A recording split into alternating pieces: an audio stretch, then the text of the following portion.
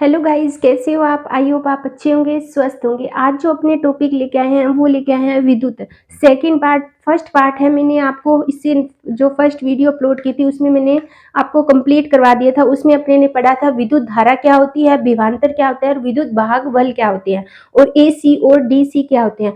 अब अपने करेंगे इसी टॉपिक का आगे का भाग विद्युत। विद्युत में अपने करेंगे ओम का नियम, जो सब मोस्ट इंपोर्टेंट है और जो 10th क्लास की बोर्ड के एग्जाम में ये इससे या तो न्यूमेरिकल बेस आता है या इसका डायरेक्ट फॉर्मूला पूछ सकते हैं या फिर पूछ सकते हैं कि ओम के नियम को सत्यापित करो। ये तीनों चीजें इसमें 3 टाइप के क्वेश्चन आते हैं। तो अपने स्टार्ट करेंगे ओम का नियम। अब देखो ओम का नियम क्या होता है। ओम नामक एक साइंटिस्ट था जिसने अपना एक नियम दिया था। उसने क्या कहा था कि किसी भी परिपथ में जो विभवांतर और जो विद्युत का विभवांतर है वो विद्युत धारा के समानुपाती होता है। यानी क्वेश्चन में क्या कहा है, चालक सिरों पर लगा विभवांतर चालक में बहने वाली विद्युत धारा के समानुपाती होता है, यानी वी समानुपाती आई। उसने किसने कहा था? ओम ने अपने नाम से ही नियम दिया था, ओम का नियम। उसने कहा था कि चालक सिरों पे उत्पन्न विभवांतर है उसमें प्रभावित होने वाली विद्युत धारा के समानुपाती होता है। ये चीज उसने किसने कही थी? ओम ने कहा था कि V है वो समानुपाती होता है I। जब समानुपाती का निशान हटाएंगे तो बराबर का निशान आएगा। जब अपनी कोई भी निशान हटाते हैं तो उसकी जगह एक नियतांक आता है। नियतांक को उसने क्या बोला? R बोला, इक्वल टू, यानी समानुपाती का निशान लिया तो इसकी जगह एक R सिंबल आया, नियतांक आया। R जो क्या है, R क्या है, इसने R को नाम दिया प्रतिरोध। जो प्रतिरोध का मात्रक क्या होता है? ओम होता है। यानी उसने जो सिंबल दिया आर, आर का मान होता है प्रतिरोध, यानी आर का मतलब होता है प्रतिरोध और प्रतिरोध का जो मात्रक होता है वो क्या था? ओम। यानी उसने अपने नाम से ही क्या दिया था? इसका मात्रक दिया था। ये होता है अपना ओम का नियम। एक बार वापस रिपीट करवाती हूँ कि चालक सिरों पे उत्पन्न विभवांतर है और चालक में बहने वाली विद्युत धारा के क्या होता है? समानुपाती होता है। जब समानुपाती का निशान हटता है तो उसकी जगह एक सिंबल आता है आर, कैपिटल आर आएगा, स्मॉल आर नहीं आएगा। तो आर होता है, उसका मतलब होता है प्रतिरोध और इसका मात्रक क्या होता है? ओम। यानी वी का मतलब होता है विभवांतर, आई का मतलब क्या होता है? आर होता है। ठीक है, ये था अपना ओम का नियम। अब देखो उसने अपने नियम को एक चीज और उसने बताई थी कि जो ओम का नियम होता है वो डीसी परिपथ पर लागू होता है। अब डीसी आप समझोगे, अगर आपने पीछे वाली वीडियो देखी है तो उसमें मैंने बताया था कि एसी और डीसी क्या होता है। एसी होता है प्रतिवर्ती धारा और जो डीसी होता है वो होती है डिस्क धारा।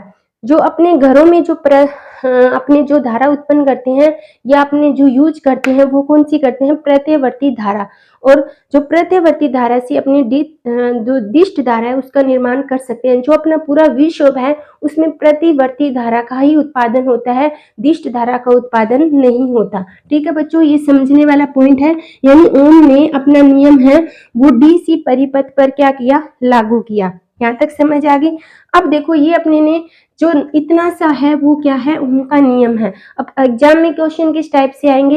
एक तो आएगा अपने कोई भी न्यूमेरिकल दिया होगा जिसमें अपने को विभवांतर दिया होगा या अपने को आई दिया होगा, अपने से आर पूछ सकता है प्रतिरोध, या अपने प्रतिरोध दिया होगा, विभवांतर दिया होगा, आई पूछ सकते हैं। मतलब 3 चीजों में से कोई भी 2 चीज दी होगी, तीसरी चीज अपने से पूछ सकते हैं।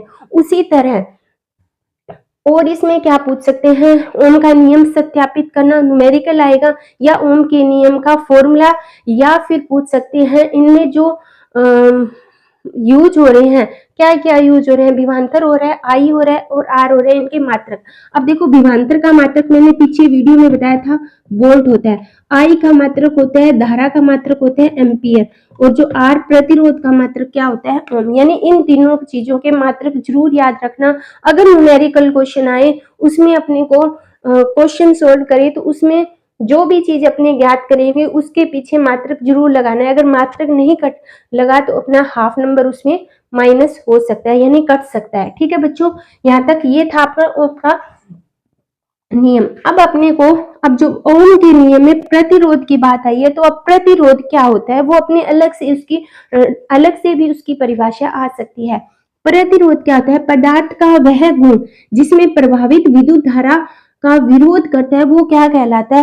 प्रतिरोध। कहने का मतलब क्या है कि जब भी अपने किसी भी चालक में जो विद्युत धारा प्रभावित हो रही है तो उसको कोई ना कोई रोकेगा, यानी उसका कोई ना कोई विरोध करेगा। जो विरोध करेगा वो क्या कहलाता है? प्रतिरोध। रोध का मतलब विरोध करना, यानी पदार्थ का वह गुण जिसमें प्रभावित विद्युत धारा का विरोध करता है वो क्या कहलाता है? अपना प्रतिरोध कहलाता है। ठीक है बच्चों, अब देखो अपने को ये फॉर्मूला याद था, V बराबर आर आई। ठीक है, अब अपने को इसमें आर निकालना है, तो यानी आर बराबर वी, ये इसके बटे में आ जाएगा, यही फॉर्मूला है। यानी प्रतिरोध का फॉर्मूला क्या लिखेंगे? अगर प्रतिरोध का अपने को परिभाषा बनानी हो तो अपने एक तो ये प्रतिरोध का शुद्ध परिभाषा है, दूसरी अपने अगर अपने को सूत्र याद है तो उससे भी अपने डेफिनेशन बना सकते हैं। कैसे? देखो आर है वी बटे, यानी किसी भी चालक तार में विभवांतर और धारा के अनुपात को अपने क्या बोलते हैं? प्रतिरोध बोलते हैं। ये भी अपने इसकी डेफिनेशन लिख सकते हैं। यानी किसी भी चालक तार में या किसी भी चालक तार में विभवांतर और धारा के अनुपात को क्या बोलते हैं? अपने प्रतिरोध कर सकते हैं। एक तो डायरेक्ट डेफिनेशन होती है और एक अपने खुद बना सकते हैं। ये था अपना प्रतिरोध। उसके बाद प्रतिरोध पढ़ लिया, उसके बाद अपने पढ़ेंगे चालकता। अब चालकता क्या होगी? जो प्रतिरोध पे निर्भर करती है। चालकता क्या होती है? जो प्रतिरोध पे निर्भर करती है। जैसे ये देखो, चालकता है वो प्रतिरोध के व्युत्क्रमानुपाती होती है। इसका मतलब जो चालकता है वो प्रतिरोध के व्युत्क्रमानुपाती होता है। ये इसका मैंने यहाँ पे अलग से फॉर्मूला लिखा हुआ है। अब इसकी अगर डेफिनेशन, यह प्रतिरोध के व्युत्क्रमानुपाती होता है। मानव के आंतरिक प्रतिरोध 10 की पावर 6 ओम होता है। अब मैंने कहा था प्रतिरोध का सिंबल क्या होता है? ओम। तो इसका मतलब जो मानव शरीर है उसका जो अंदर का जो प्रतिरोध है वो कितना होता है? 10 की पावर 6 ओम उसका प्रतिरोध होता है। ये इंपॉर्टेंट क्वेश्चन है जो मोस्टली कंपटीशन एग्जाम में इस टाइप के क्वेश्चन है वो काफी पूछे जाते हैं। उसके बाद आती है, अब अपने ने चालकता भी पढ़ ली और अपने ने प्रतिरोध भी पढ़ लिया। अब मेन आता है कि जो प्रतिरोध है वो किस किस पर निर्भर करता है।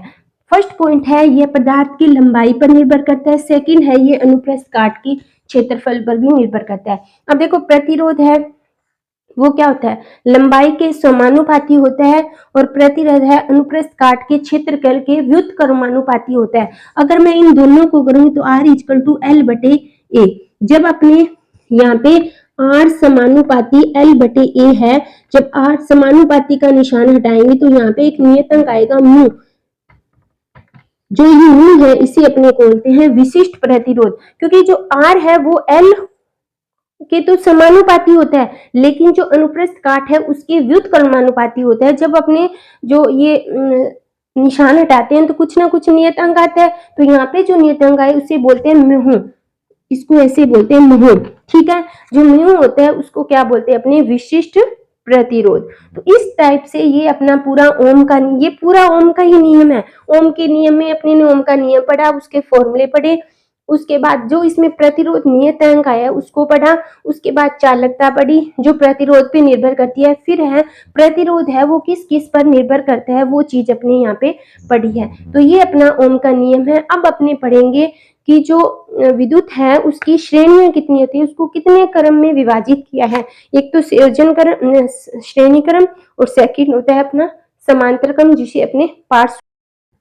आगे वाला जो बच्चों अपने टॉपिक लेके आए हैं वो लेके आए हैं परिपथ का संयोजन। यानी अपने ने ओम का नियम पढ़ चुके हैं, उसके बाद अपने करेंगे कि परिपथ का संयोजन कितने टाइप से होता है। दो टाइप से मैंने पहले ही बता दिया था, एक होता है श्रेणी क्रम, एक होता है समांतर क्रम।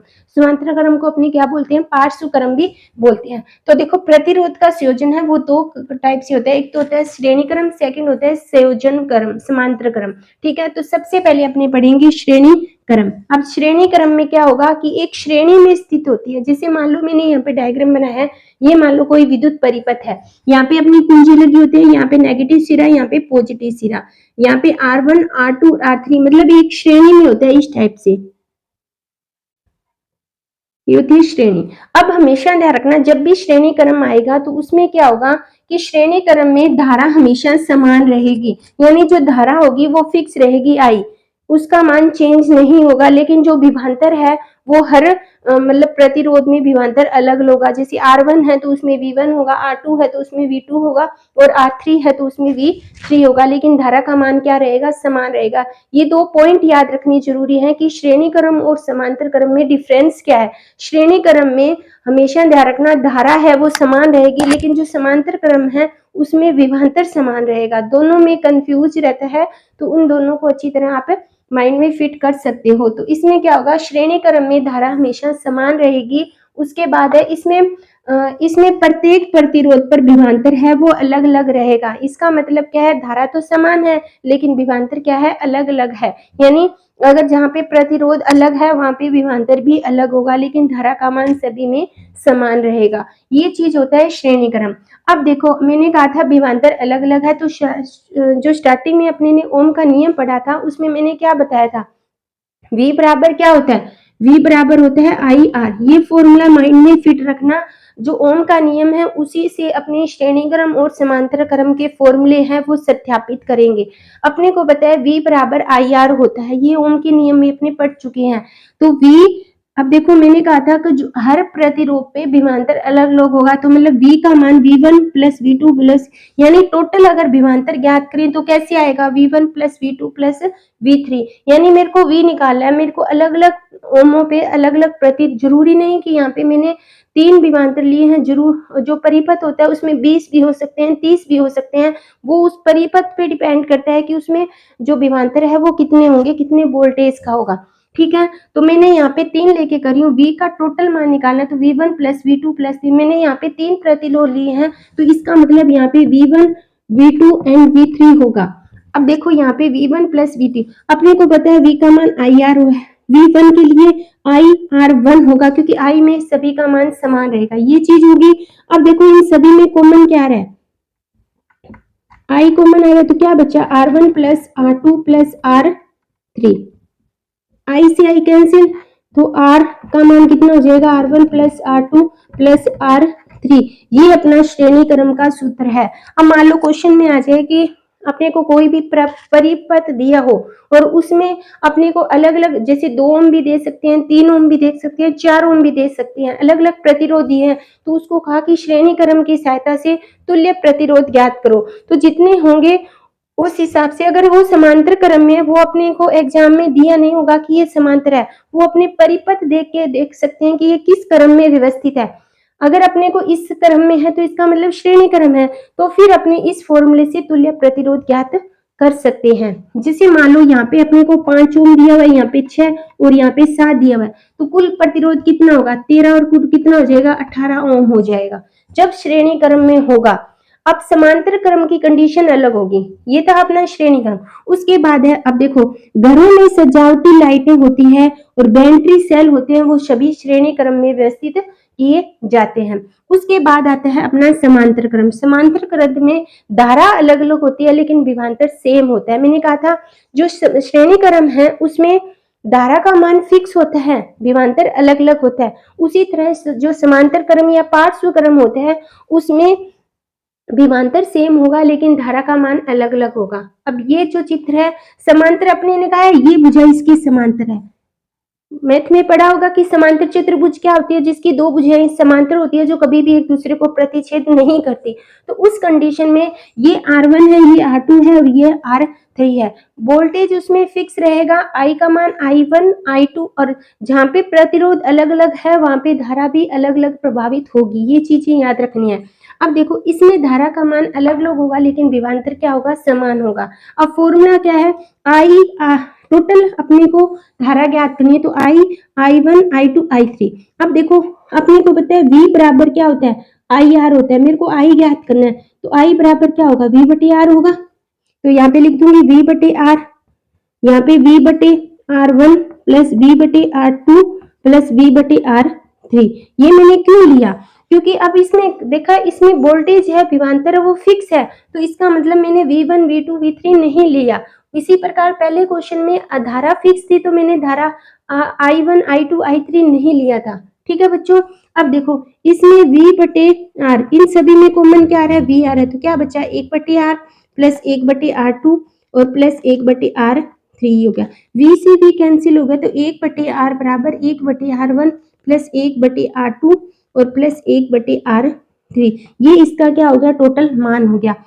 अब ये था समांतर क्रम का फॉर्मूला। जो ऊपर वाला फॉर्मूला है वो श्रेणी क्रम का फॉर्मूला है। अब इसमें एग्जाम में क्वेश्चन आता है, परिपथ दिया होगा, अपने को प्रतिरोध अलग अलग दिए होंगे। अब अपने को परिपथ देख के अपने को क्वेश्चन सॉल्व करना है कि अपने उसको श्रेणी क्रम में तुल्य प्रतिरोध ज्ञात करें या अपने समांतर क्रम में तुल्य प्रतिरोध करें, वो आपको डिपेंड करना है। ठीक है, अगर फॉर्मूला इस तरह से आ जाएगा तो अपने ये फॉर्मूला लगा के तुल्य प्रतिरोध ज्ञात करेंगे। अगर सूत्र में परिपथ ये दिया होगा तो उसको अपने इस तरह से करेंगे। तो ये था अपना श्रेणी क्रम और समांतर क्रम। यहाँ तक का टॉपिक आपका कंप्लीट होता है। जो ये विद्युत वाला जो चैप्टर है उसमें श्रेणी क्रम और समांतर क्रम से ही ज्यादातर एग्जाम में है, वो जो न्यूमेरिकल टाइप क्वेश्चन है वो इन्हीं दो टॉपिकों में से ही पूछे। बच्चों, आपने इससे पहले श्रेणी क्रम और समांतर क्रम टॉपिक है अपना कंप्लीट हो चुका है। उसके बाद इसके छोटे से दो टॉपिक और बचते हैं, विद्युत शक्ति और विद्युत ऊर्जा क्या होती है। अब देखो इसमें क्या है कि सबसे पहले विद्युत शक्ति, शक्ति को अपने P से शो करते हैं, यानी इसका सिंबल क्या होता है, P। विद्युत शक्ति यानी विद्युत पावर, पावर को P से करते हैं। किसी विद्युत परिपथ में धारा में प्रभावित करने पर प्रति सेकंड में किया गया कार्य उसका विद्युत शक्ति कहलाती है। यानी किसी भी धारा में किया गया कार्य प्रति सेकंड में तो क्या कहलाती है, उसकी शक्ति। P बराबर W/T, यानी W में किया गया कार्य और T। अब देखो अपने को पता है W बराबर क्या होता है, VI होता है, यानी विभवांतर, और जो आवेश है इसके गुणनफल को अपने क्या बोलते हैं, कार्य। तो V बराबर V। अब देखो क्यों, अपने ने धारा का फॉर्मूला क्या था, आवेश में लगा समय उसकी धारा कहलाती है, जो अपने ने स्टार्टिंग में पढ़ा था। अब देखो जो चीजें अपने ने पीछे पढ़ी थी वो अपने यूज हो रही है, यानी I बराबर Q/T है। तो W बराबर V, इसकी जगह मैंने क्या लिख दिया, Q की जगह ये इधर आ जाएगा तो IR हो जाएगा, ये हो गया W का मान। ठीक है, तो अब देखो मैंने यहाँ पे क्या लिख दिया, W की जगह VIT, T से T कैंसिल, VI हो गया। अब V बराबर क्या होता है, IR होता है, अपने को बताया, तो यहाँ पे I²R, यानी विद्युत शक्ति है वो धारा की स्क्वायर और उसके प्रतिरोध के गुणनफल के बराबर होती है, ये चीज होगी। अब हमेशा ध्यान, विद्युत शक्ति है उसको अपने किसके मात्रक क्या होगा, वोट। ये जो इसका मात्रक क्या हो जाएगा, अपना वोट कंप्लीट। उसके बाद आती है विद्युत ऊर्जा। ऊर्जा क्या होती है कि विद्युत शक्ति व समय के गुणनफल को क्या बोलते हैं, अपने विद्युत ऊर्जा। यानी विद्युत शक्ति और समय का जब अपने मल्टीप्लाई करते हैं तो वो क्या कहलाती है, अपनी विद्युत ऊर्जा। VW जो ऊर्जा है उसको अपने क्या बोलते हैं, W। तो W बराबर शक्ति इंटू समय। शक्ति का मान I²R था, T, यानी ये हो गया, यानी P का मान अपने यहाँ था I²RT, वो रख दिया और T की जगह थी। अब देखो इसका मात्रक क्या होगा, ये किसका फॉर्मूला है, शक्ति का। शक्ति का मात्रक क्या था, वोट, और टी का मतलब होता है घंटा, यानी वोट घंटा विद्युत ऊर्जा का क्या है, मात्रक है। तो ये अपना जो क्लास 10th में है विद्युत वाला जो चैप्टर है वो यहाँ पे मैंने कंप्लीट करवा चुके हैं। आई होप आगे जो अपने शायद वीडियो ले सकते हैं वो ले सकते हैं, इसी जो लेसन है उसके न्यूमेरिकल, मतलब जो पीछे के पाठ्य पुस्तक में जो क्वेश्चन दिए हुए हैं वो मैं स्पेशली इसके न्यूमेरिकल की भी एक वीडियो लेके आई हूँ, इसलिए मेरे वीडियो है उसको पूरी वॉच करना। अगर वीडियो अच्छी लगे तो लाइक करना, अपने दोस्तों के साथ शेयर करना। Thank you.